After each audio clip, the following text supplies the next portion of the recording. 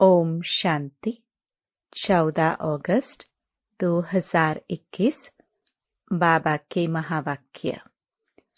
मीठे बच्चे, तुम ड्रामा के गुप्त राज को जानते हो कि यह संगम युग ही चढ़ती कला का युग है। सतयुग से लेकर कलाएं कम होती जाती हैं। प्रश्न: सबसे उत्तम सेवा कौन सी है और वह सेवा कौन करता है? उत्तर: भारत को स्वर्ग बनाना, रंक को राव बनाना, पतित को पावन बनाना, यह है सबसे उत्तम सेवा। ऐसी सेवा एक बाप के सिवाय और कोई भी नहीं कर सकता। बाप ने ऐसी महान सेवा की है, तब तो बच्चे उनकी इज्जत करते हैं। सबसे पहले सोमनाथ का मंदिर बनाकर उनकी पूजा करते हैं। गीत। आखिर वह दिन आया आज। ओम शांति।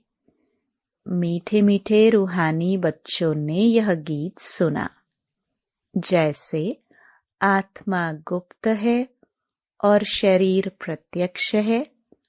आत्मा इन आंखों से देखने में नहीं आती है, इनकॉग्निटो है जरूर, परंतु इस शरीर से ढकी हुई है।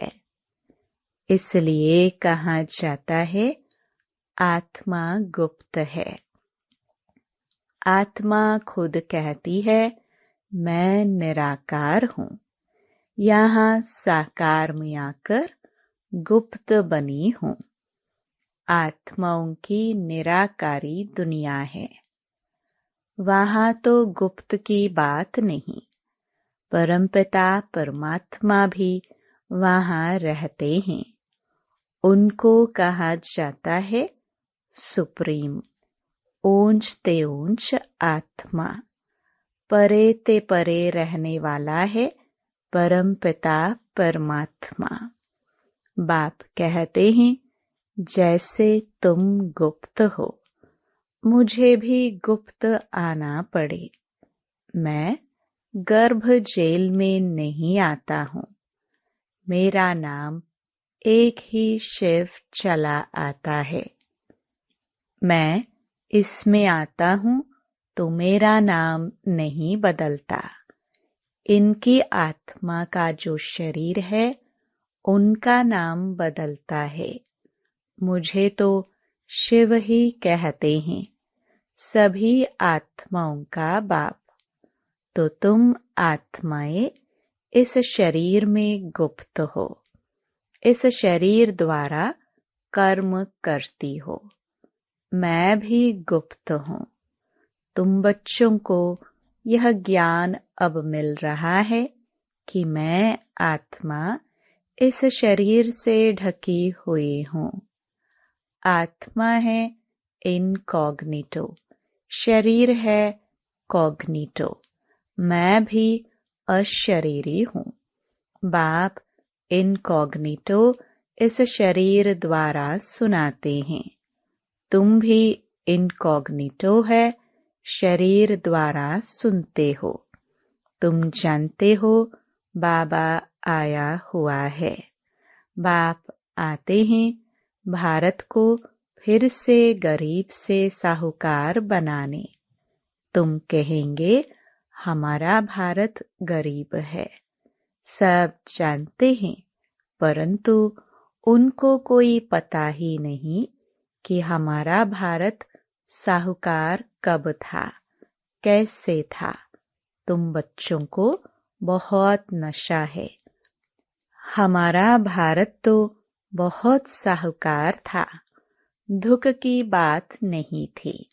सतयुग में दूसरा कोई धर्म नहीं था, एक ही देवी देवता धर्म था। यह किसको पता नहीं। यह जो वर्ल्ड की हिस्ट्री ज्योग्राफी है, यह कोई नहीं जानते हैं। अभी तुम अच्छी रीति समझते हो। हमारा भारत बहुत साहूकार था, अभी बहुत गरीब है। अब फिर बाप आए हैं साहूकार बनाने। भारत सतयुग में बहुत साहूकार था, जबकि देवी देवताओं का राज्य था। फिर राज्य कहाँ चला गया, यह कोई नहीं जानते हैं। ऋषि मुनि आदि भी कहते हम रचता और रचना को नहीं जानते हैं। बाप कहते हैं सतयुग में इन देवी देवताओं को रचता रचना का ज्ञान नहीं था। आदि मध्य अंत को नहीं जानते। अगर उन्हों को यह ज्ञान हो कि हम सीढ़ी उतरते रसातल में जाएंगे तो बादशाही का सुख भी ना रहे, चिंता लग जाए। अभी तुमको चिंता लगी हुई है कि हम तमो प्रधान से सतो प्रधान कैसे बने। हम आत्माएं जो निराकारी दुनिया में रहती थी, वहां से फिर कैसे सुखधाम में आई, यह भी ज्ञान है। हम अभी चढ़ती कला में हैं। यह 84 जन्मों की सीढ़ी है। इसके बीच में क्या होता है, यह भी तुम जानते हो। सतयुग में सब तो नहीं आएंगे। ड्रामानुसार हर एक एक्टर नंबरवार अपने अपने समय पर आकर पाठ बजाएंगे। अभी तुम बच्चे जानते हो गरीब निवास किसको कहा जाता है, दुनिया नहीं जानती। गीत में भी सुना, आखिर वह दिन आया आज। यह सब है भक्ति। भगवान कब आकर हम भक्तों को इस भक्ति मार्ग से छुड़ाए सद्गति में ले जाते हैं, यह भी समझा है। राम राज्य रावण राज्य किस चीज का नाम है, यह भी कोई मनुष्य नहीं जानते। अभी तुम बच्चे समझते हो बाबा फिर से आ गया है इस शरीर में। शिव जयंती भी मनाते हैं तो शिव जरूर आते हैं। ऐसे भी नहीं कहते मैं कृष्ण के तन में आता हूँ। नहीं, बाप कहते हैं कृष्ण की आत्मा ने 84 जन्म लिए हैं। जो पहले नंबर में था वह अब अंत में है। तत्वम, मैं तो आता ही हूँ साधारण तन में। तुमको आकर बतलाता हूँ तुम कैसे 84 जन्म भोगते हो। इस समय देवता धर्म का तो एक भी अपने को समझते नहीं है, क्योंकि सत्युग को बहुत दूर ले गए हैं। कल्प की आयु लाखों वर्ष लिख दी है। वास्तव में ड्रामा की हिस्ट्री तो बहुत छोटी है। इसमें कोई धर्म की 500 वर्ष की, कोई की 2500 वर्ष की हिस्ट्री है। तुम्हारी हिस्ट्री है 5000 वर्ष की। देवता धर्म वाले ही स्वर्ग में आएंगे और धर्म तो आते ही बाद में है। देवता धर्म वाले ही और धर्मों में कन्वर्ट हो गए हैं।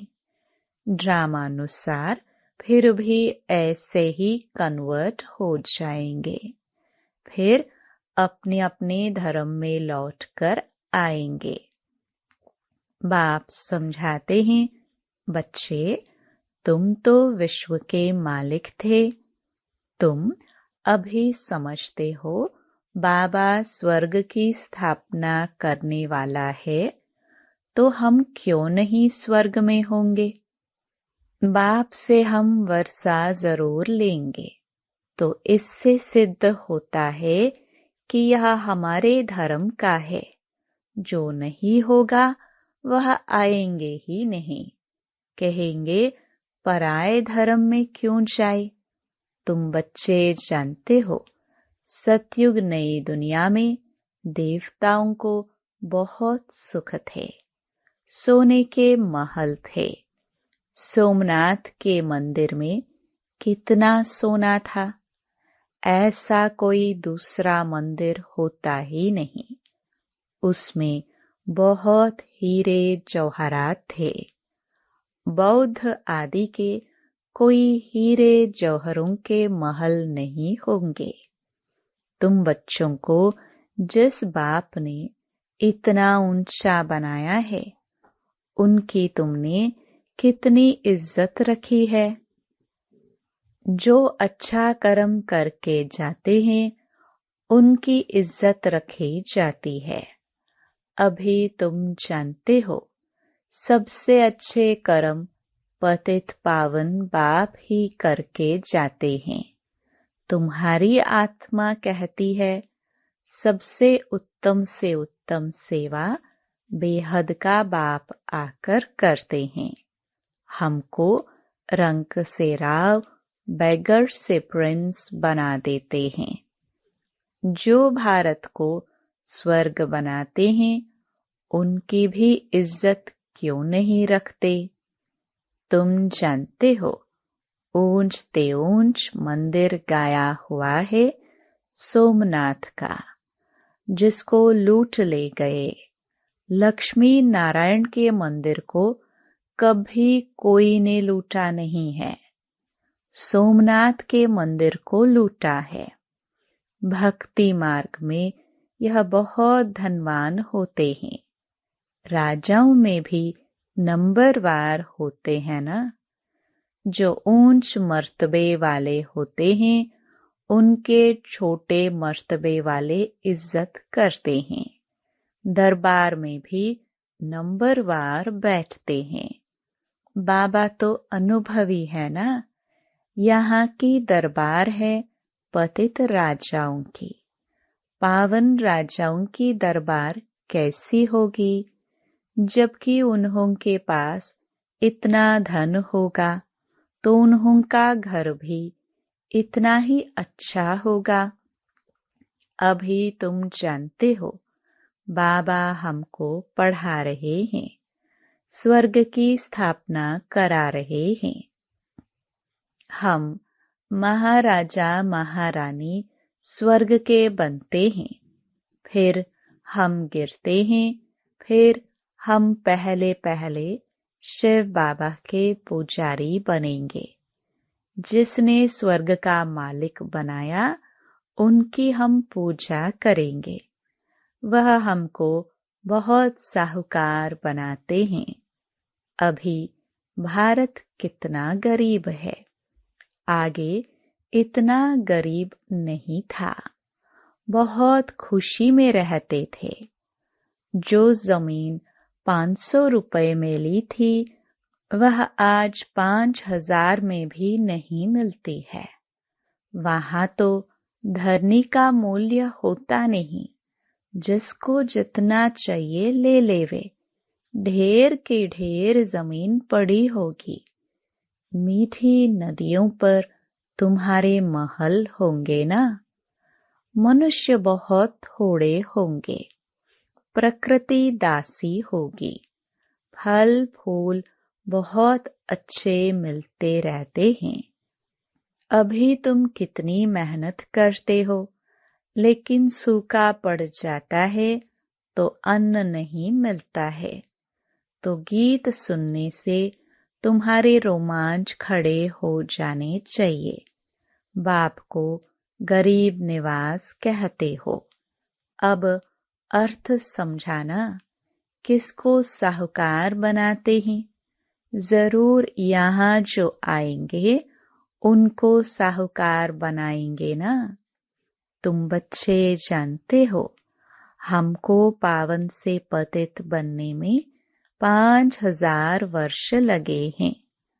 अभी फिर फट से बाबा पतित से पावन बनाते हैं, ऊंच ते ऊंच बनाते हैं। 1 सेकंड में जीवन मुक्ति मिल जाती है। कहते हैं बाबा हम आपके हैं।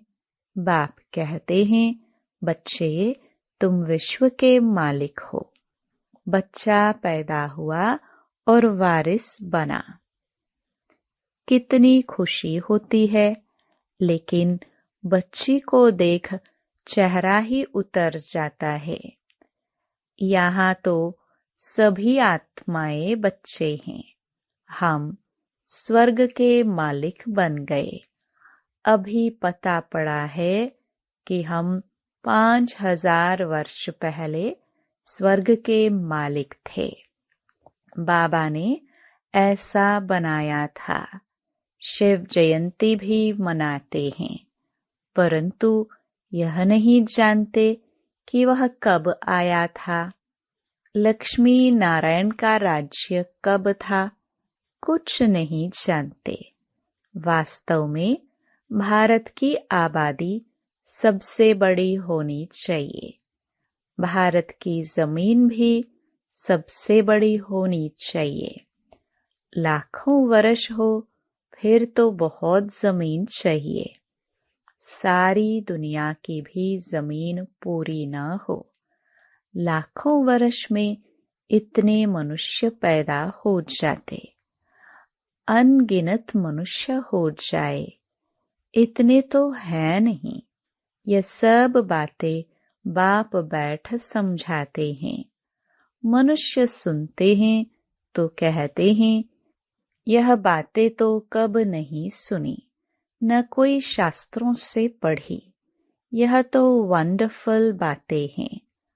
अभी तुम बच्चों की बुद्धि में सारे चक्कर की नॉलेज है। यह बहुत जन्मों के अंत में अब पतित आत्मा है। जो सतो प्रधान था सो अब तमो प्रधान है।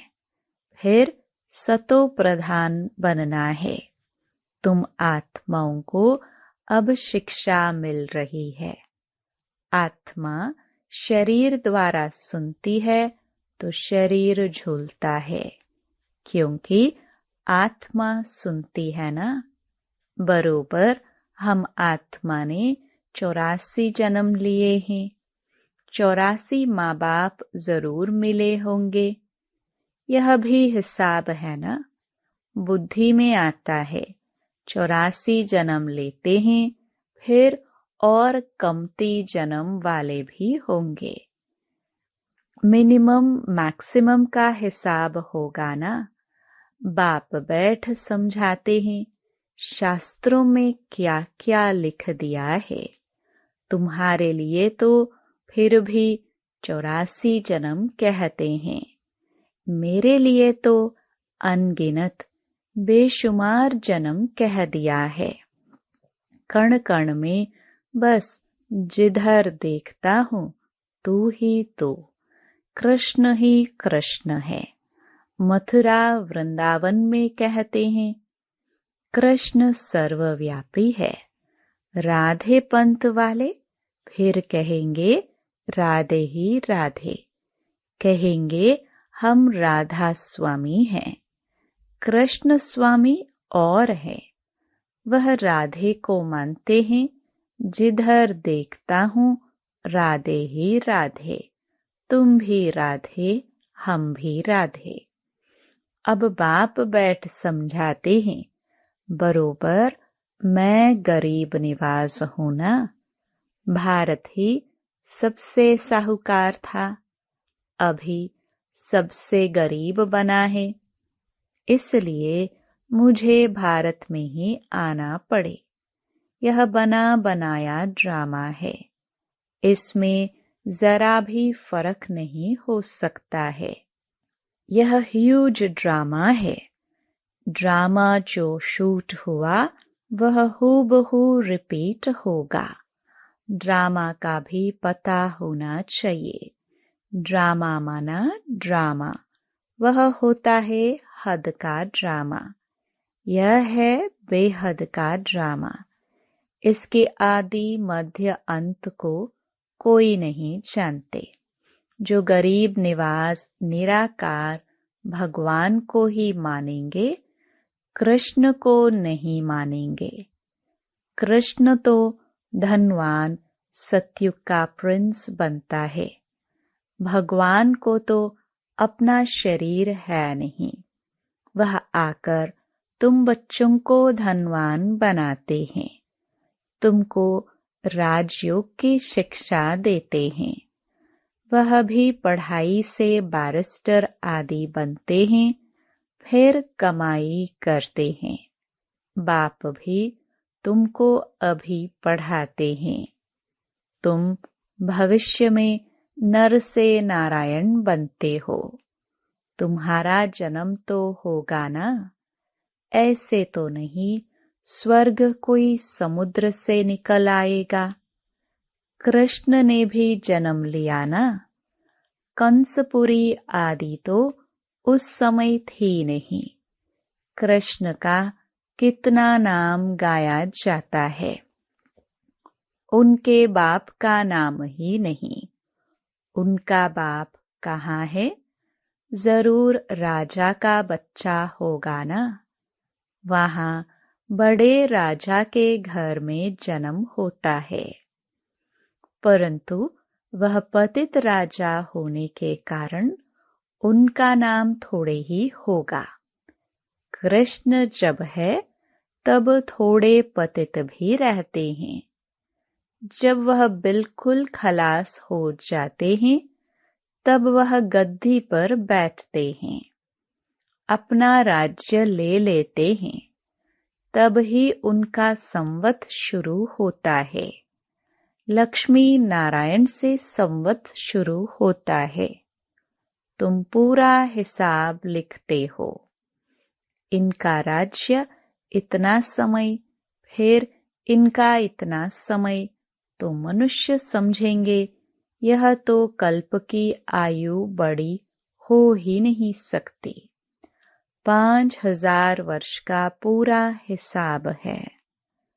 अच्छा, मीठे मीठे सिखिलदे बच्चों प्रति मात पिता बाप दादा का याद प्यार और गुड मॉर्निंग। रूहानी बाप की रूहानी बच्चों को नमस्ते। धारणा के लिए मुख्य सार। पहला, रचयिता और रचना का ज्ञान बुद्धि में रख सतो प्रधान बनने का पुरुषार्थ करना है।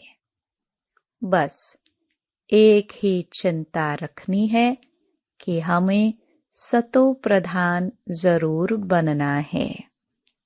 दूसरा, इस बेहद के ड्रामा को बुद्धि में रख अपार खुशी में रहना है। बाप समान इज्जत पाने के लिए पतितों को पावन बनाने की सेवा करनी है। वरदान, एवर रेडी बन हर परिस्थिति रूपी पेपर में फुल पास होने वाले एवर हैप्पी भव। जो एवर रेडी हैं, उन्हों का प्रैक्टिकल स्वरूप एवर हैप्पी होगा। कोई भी परिस्थिति रूपी पेपर व प्राकृतिक आपदा द्वारा आया हुआ पेपर व कोई भी शारीरिक कर्म भोग रूपी पेपर आ जाए, इन सब प्रकार के पेपर्स में फुल पास होने वाले को ही एवर रेडी कहेंगे। जैसे समय किसके लिए रुकता नहीं, ऐसे कभी कोई भी रुकावट रोक न सके।